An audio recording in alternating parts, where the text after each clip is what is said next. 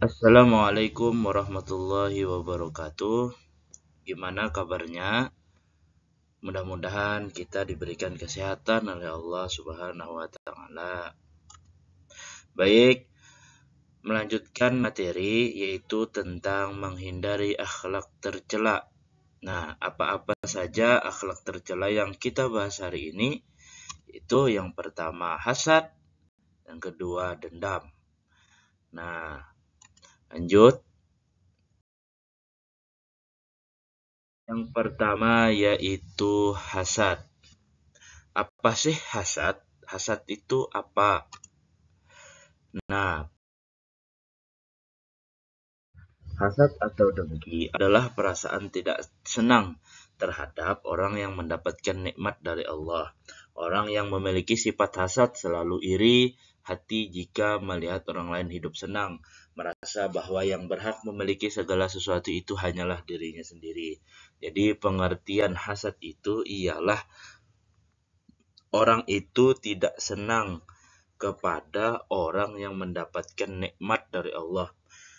Orang itu, misalnya si A itu mendapatkan nikmat seperti mobil, yang si B itu hasad atau dengki kepada si A karena memiliki mobil.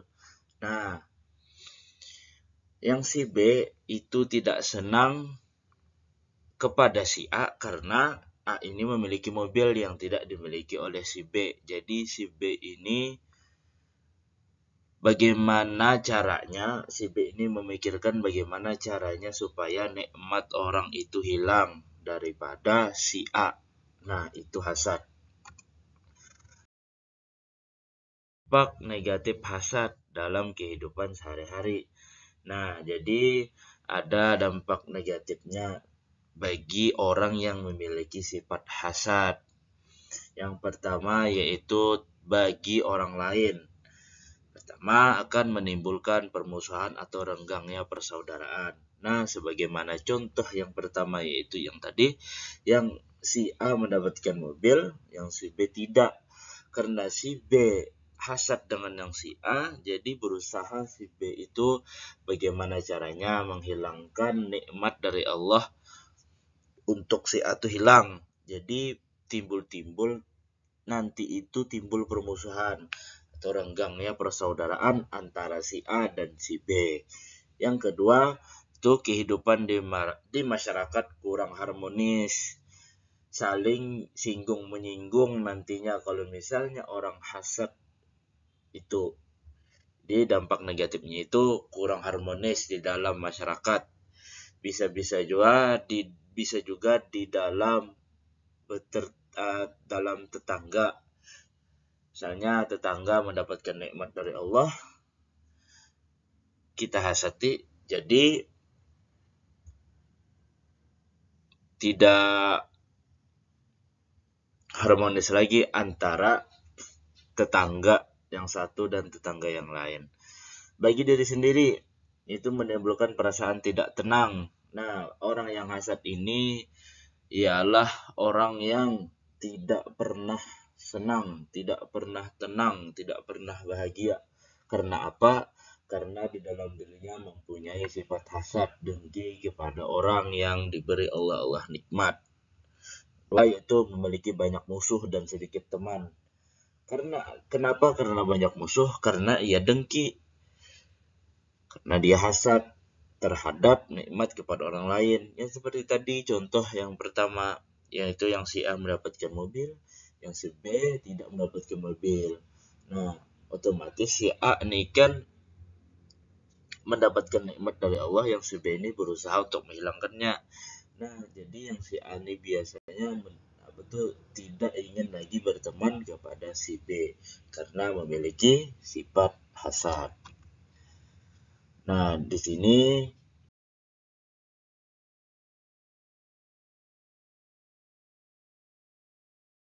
ada ilustrasi tentang hasad. Yang pertama yaitu gambar temannya mengangkat piala, yang di belakangnya tidak mendapatkan piala. Nah, dari mimik mukanya yaitu dia hasad kenapa si temannya mendapatkan piala, kenapa dia tidak. Nah, yang kedua yaitu ada orang yang membagikan harta kepada fakir miskin. Nah, yang si nenek-nenek di belakang itu yaitu hasad, dengki kepada si orang kaya ini. Kenapa dia bisa kaya, aku enggak.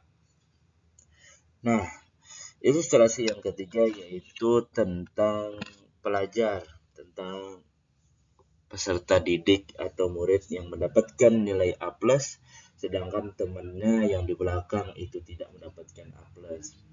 Nah, dia yang di belakang itu dengki, hasad kepada temannya. Kenapa dia bisa mendapatkan A+. Nah, di sini biasanya terjadi permusuhan.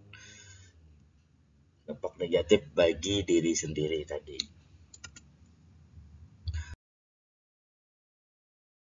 Terus yang kedua yaitu dendam. Nah, di sini penting dijelaskan yaitu apa sih itu dendam? Nah, itu ialah kemauan yang keras dari seseorang atau kelompok untuk membalas kejahatan dari seseorang atau kelompok lain. Nah, jadi dendam itu yaitu keras. Orang itu ingin membalas kejahatan dari seseorang atau kelompok lain. Itu dendam. Ingin membalas kejahatan orang lain terhadap dirinya. Jadi dia itu tidak tenang kalau tidak membalas. Ada juga dampak negatif tentang dendam, yaitu dapat menimbulkan retaknya hubungan persaudaraan. Karena dendam tadi kan ingin membalas kejahatan orang kepada dirinya, makanya biasanya menimbulkan retaknya hubungan persaudaraan kalau tidak saling memaafkan. Kedua yaitu timbulnya rasa saling curiga di antara kedua belah pihak. Nah, biasanya di sini ada